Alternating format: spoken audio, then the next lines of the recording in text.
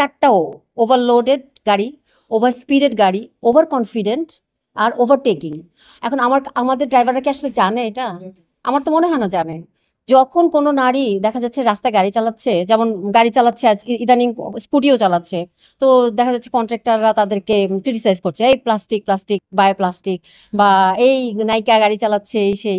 আবার অনেক সময় দেখা যাচ্ছে যে জায়গা দিচ্ছে না, তাদের রাস্তা অবস্ট্রাগল ক্রিয়েট করছে। বিভিন্ন সময় আমাকে বিভিন্ন রকম অপ্রীতিকর ঘটনার সম্মুখীন হতে হয়েছে এই রাস্তায় চলাফেরা করার জন্য, পরিবহনের জন্য। একটা মেয়ে গাড়ি চালানো শিখতে গেলে দেখা যাচ্ছে যে টিপিক্যাল যে গাড়ি চালানোর যে ট্রেনিং সেন্টারগুলো আছে ওখানেই শিখতে হয়। তো একটা ছেলের সাথে আমাদের দেশের সামাজিক এবং ধর্মীয় যে অবস্ট্রাগল গুলো আছে সেটাতে তো আসলে সব মেয়েদের পক্ষে এটা মেনে গাড়ি চালানো শেখাটা খুব কঠিন।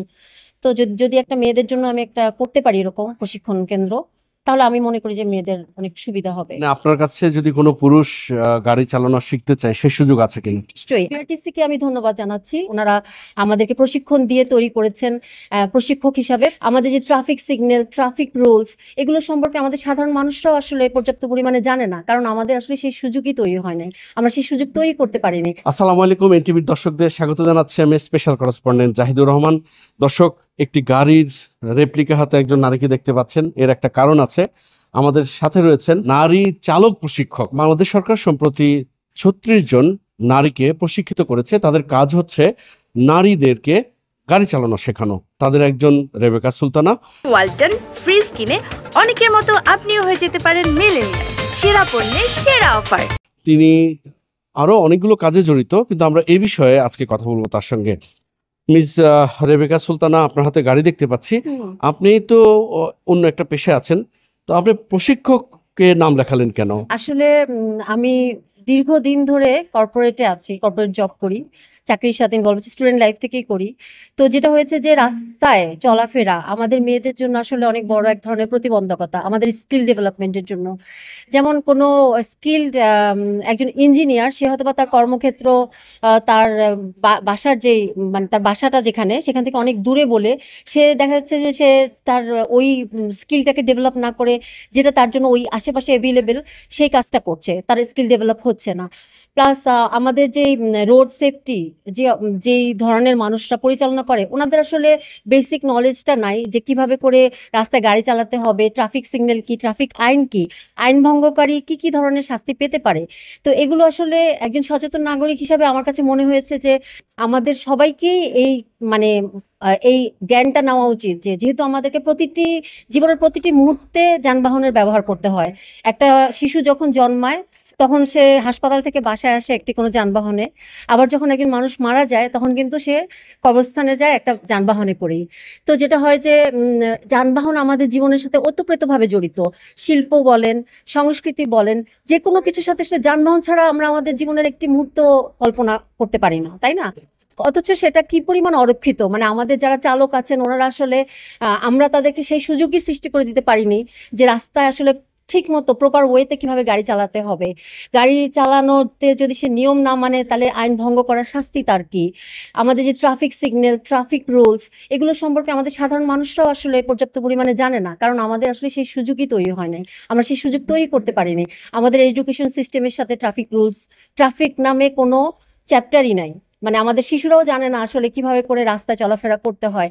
আমাদের চালকরা জানে না যে কোন আইন, কোন নিয়ম, কোন সাইন মেনে তাকে রাস্তাঘাটে চলাফেরা করতে হবে। আমাদের যে পথচারী তারা জানে না যে কি করে তাকে রাস্তা পার হতে হবে, কি করে কোনো ভেহিকেল তাকে ইউজ করতে হবে। তো এগুলো আসলে কে জানাবে? কাউকে না কাউকে জানাতে হবে, আর যে জানাবে তাকে আগে নিজেকে জানতে হবে। তো বিআরটিসি-কে আমি ধন্যবাদ জানাচ্ছি যে দীর্ঘদিন আমাদের সাথে ওনারা আমাদেরকে প্রশিক্ষণ দিয়ে তৈরি করেছেন প্রশিক্ষক হিসাবে। বাংলাদেশে এই মুহূর্তে বিআরটিসি 36 জন নারীকে, আমাদের প্রায় 16 দিনের একটা ট্রেনিং ছিল, ট্রেনিং শেষে ওনারা আমাদেরকে সার্টিফাই করেছেন। আমরা 36 জন নারী এখন প্রশিক্ষক হিসাবে নিজেদেরকে প্রকাশ করলাম। তো ইন ফিউচার ইনশাল্লাহ আমরা বাংলাদেশের রোড সেফটিতে কাজ করব। আপনি কি শুধু নারীদের প্রশিক্ষণ দিতে পারবেন না পুরুষদেরকেও আপনি পারবেন? এটা আসলে ডিপেন্ড করছে পুরোপুরি ব্যক্তির উপরে যে কে আসলে কিভাবে যেতে চায়। বিআরটিসি আমাদেরকে প্রমিস করেছেন যে যখনই কোনো সুযোগ আসবে বিআরটিসিতে কোনো ধরনের প্রশিক্ষকের জায়গা নিতে, তখন ওনারা নারীদেরকে প্রায়োরিটি দিবেন। প্লাস আমি অলরেডি একটা পেশার সাথে জড়িত আছি।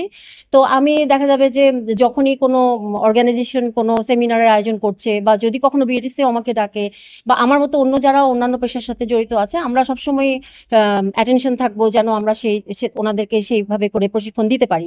তো মূল লক্ষ্যটা হচ্ছে যে সব মানুষদেরকে রোড সেফটি সম্পর্কে জানানো, রোড এটিকেট, রোড ম্যানার্স এগুলো সম্পর্কে জানানো, চালকরা যেন সঠিকভাবে তাদের গাড়ি পরিচালনা করতে পারে, রাস্তার নিয়ম মেনে চলতে পারে, আর সাধারণ মানুষ যেন রোড এটিকেটটা জানতে পারে, এটা জানানোই, এটা সর্বসাধারণের মধ্যে ছড়িয়ে দেওয়ার জন্যই আসলে এই প্রশিক্ষণটা আমরা নিয়েছি। আপনার কাছে যদি কোনো পুরুষ গাড়ি চালানো শিখতে চায় সেই সুযোগ আছে কিনা? নিশ্চয়ই, আসলে শুধু গাড়ি চালানোটাতে আমাদের উদ্দেশ্য না, গাড়ি চালানোর সাথে যে বাকি জিনিসগুলো আছে, যেমন নিয়ম কানুন মানা।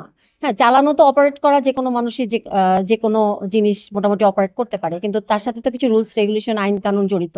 এই এই জিনিসগুলো জানানোটাই হচ্ছে আমাদের মূল লক্ষ্য। তো সেটা যে কাউকেই আমরা করতে পারি। ধরেন আমি আপনার কাছে গাড়ি চালানো শিখতে চাই, আমাকে কদিন সময় দিতে হবে এবং কত টাকা গুনতে হবে? যারা প্রশিক্ষণার্থী তাদেরকে ফ্রি শেখাচ্ছে বিআরটিসি। আর আপনি ব্যক্তিগতভাবে আমার কাছে শিখতে চাইলে, সেটা এখনো তো আমি আমার পেশাটা স্টার্ট করি নাই, যখন স্টার্ট করব তখন নিশ্চয়ই আমি কোনো একটা কিছু নির্ধারণ করব। তবে আমার উদ্দেশ্য হচ্ছে যে সবাইকে জানানো। টাকার কথা তো পরে আসতেছে, আগে হচ্ছে যে এটা আমার নৈতিক দায়িত্ব এবং কর্তব্য দেশের একজন সচেতন নাগরিক হিসেবে। কারণ দেশের অর্থনীতি ডিপেন্ড করে হচ্ছে পরিবহনের উপরে। একদিন গাড়ির চাকা বন্ধ থাকলে হাজার হাজার কোটি টাকা আমাদের নষ্ট হয়। সো আমার মূল উদ্দেশ্য হচ্ছে সেটাই, যে মানুষ যেন সঠিকভাবে রাস্তায় চলাচল করতে পারে, রাস্তার যে পরিবহন আছে তারা যেন নিয়ম মেনে রাস্তায় পরিবহন চালনা করে, এটাই উদ্দেশ্য। আপনি কতদিন আগে গাড়ি চালানো শিখেছেন? আমি অনেক বছর ধরে গাড়ি চালাতে পারি, 2004 সাল থেকে আমি গাড়ি চালাতে পারি। আপনাকে কে শিখিয়েছে? আমাকে এমনিতে আমি যখন যে অফিসে কাজ করতাম সেখানে ওই যে ড্রাইভার ছিলেন ওনার সাথে আমি কিছুদিন মানে এমনি জাস্ট দেখতে দেখতে শিখেছি। আমার নিজের গাড়ি আছে, আমার হাজবেন্ডের কাছ থেকে আমি কিছুটা গাড়ি চালানো শিখেছি। তারপর যখন যখন গাড়ি পেয়েছি হাতে নিয়ে চালাতে চালাতে শিখে গেছি। আসলে তখনও বুঝি নাই যে গাড়ি চালানোতে যে কত কত কিছু আছে। তো যখন আমি প্রশিক্ষণটা নিলাম তখন জানতে পারলাম যে আসলে গাড়ি চালাতে গেলে আরো অনেক কিছু জানতে হয়, যেটা আসলে মাস পিপল জানেই না, সাধারণ মানুষ কিছুই জানে না আসলে। তাহলে একজন নারী চালক হিসেবে যখন আপনি ঢাকা রাস্তায় নামেন, তখন আপনার অনুভূতিটা কেমন হয়? কিংবা রাস্তাঘাটে যে মিনি বাস অর্থাৎ গণপরিবহন চলে, তাদের হেল্পাররা আপনাদের সাথে মানে তাদের কেমন অ্যাটিটিউড আপনি দেখেন? যখন কোনো নারী দেখা যাচ্ছে রাস্তায় গাড়ি চালাচ্ছে, যেমন গাড়ি চালাচ্ছে আজ ইদানিং স্কুটিও চালাচ্ছে, তো দেখা যাচ্ছে কন্ট্রাক্টররা তাদেরকে ক্রিটিসাইজ করছে, এই প্লাস্টিক প্লাস্টিক বাই প্লাস্টিক, বা এই নাইকা গাড়ি চালাচ্ছে এই সেই। আবার অনেক সময় দেখা যাচ্ছে যে জায়গা দিচ্ছে না, তাদের রাস্তা অবস্ট্রাগল ক্রিয়েট করছে, এই ধরনের হ্যারাসমেন্ট করছে। তো আসলে এগুলো তো বন্ধ করতে হবে, একটা সময় পর আশা করি বন্ধ হয়ে যাবে। সেটাই আমাদের প্রচেষ্টা থাকবে। আমাদেরকে আসলে রাস্তায় প্রচুর হ্যারাসমেন্টের শিকার করতে হয়, অনেক অবস্ট্রাগল ফেস করতে হয়। একটা মেয়ে যখন একটা বাসে উঠতে যায়, দেখা যায় যে অনেক পুরুষের মাঝখানে তার পক্ষে একটা বাসে একটা গণপরিবহনে উঠা তার জন্য একটা যুদ্ধের মতো। আবার যখন ড্রাইভার বা কন্ট্রাক্টর ওনাদের সাথে কোনো কমিউনিকেশনে যায়, তখন দেখা যায় যে আসলে সে যোগ্য সম্মানটা পায় না। তারপর অনেকে বলা হয়ে থাকে যে নারীদেরকে তার সিট আলাদা করে দেওয়া হয়েছে বা তার সিটে বসতে দেওয়াটাই তার অধিকার, কিন্তু ব্যক্তিগতভাবে আমি সেটা মনে করি না। আমি মনে করি যে সে যেন তার সম্মান নিয়ে একটা একটা গণপরিবহন ব্যবহার করতে পারে, এবং সেখান থেকে তার নির্দিষ্ট জায়গা থেকে নির্দিষ্ট যাওয়ার পর সম্মান নিয়ে ওই গণপরিবহন থেকে বেরোতে পারে, নেমে তার কাজে যেতে পারে। সেটাই আসলে তার অধিকার। তো ওই অধিকারটা সম্পর্কে আসলে আমরা সচেতন না বলেই তার অধিকারটা আমরা সংরক্ষণ করতে পারি না।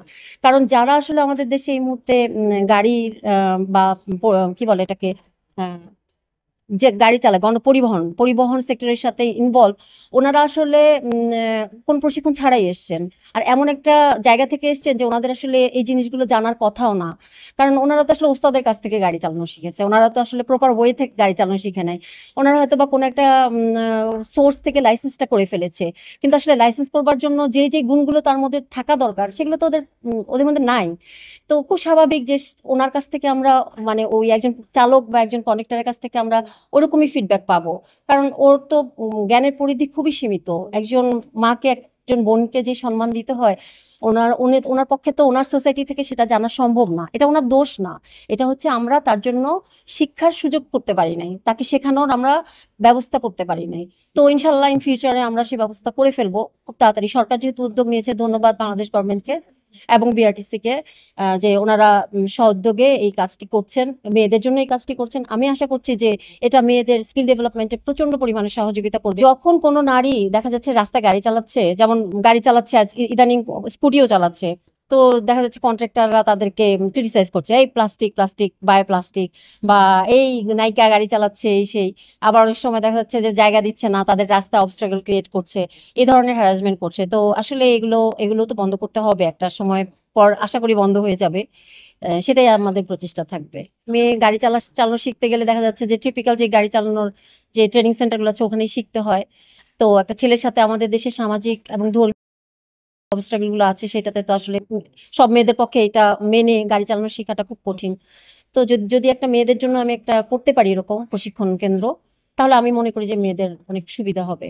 আপনার কাছে কি মনে হয় গাড়ি চালানোর সময় চালক হিসেবে সে নারী হোক আর পুরুষ হোক, তাদের কোন বিষয়গুলোর উপর অগ্রাধিকার দেওয়া উচিত?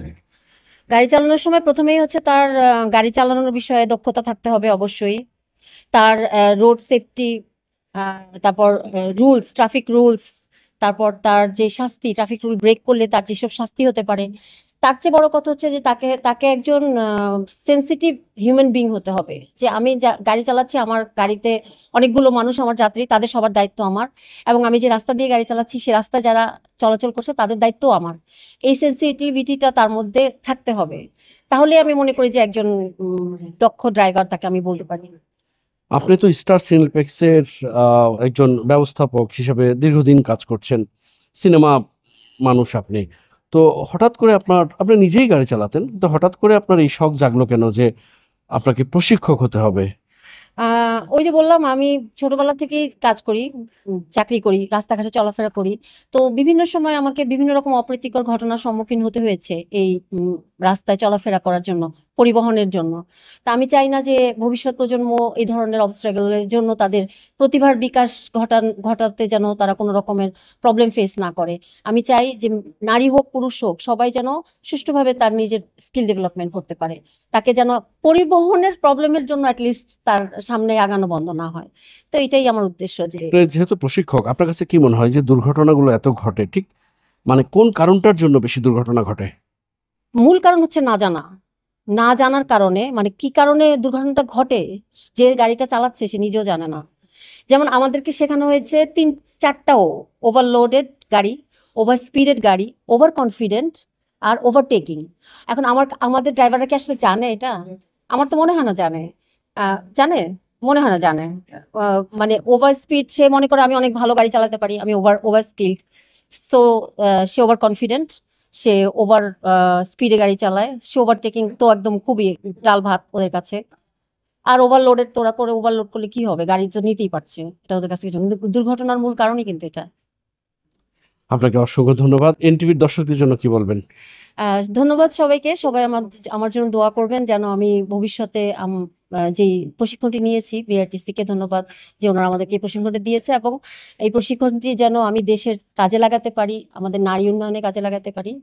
সবাইকে অসংখ্য ধন্যবাদ। দর্শক, এতক্ষণ আমাদের সঙ্গে ছিলেন বাংলাদেশে সরকার কর্তৃক প্রথমবারের মতো প্রশিক্ষণপ্রাপ্ত এবং অনুমোদনপ্রাপ্ত নারী গাড়ি চালকদের প্রশিক্ষক রেবেকা সুলতানা। নিশ্চয় আগামীতে নতুন কোনো অতিথি নিয়ে হাজির হব আপনাদের সামনে।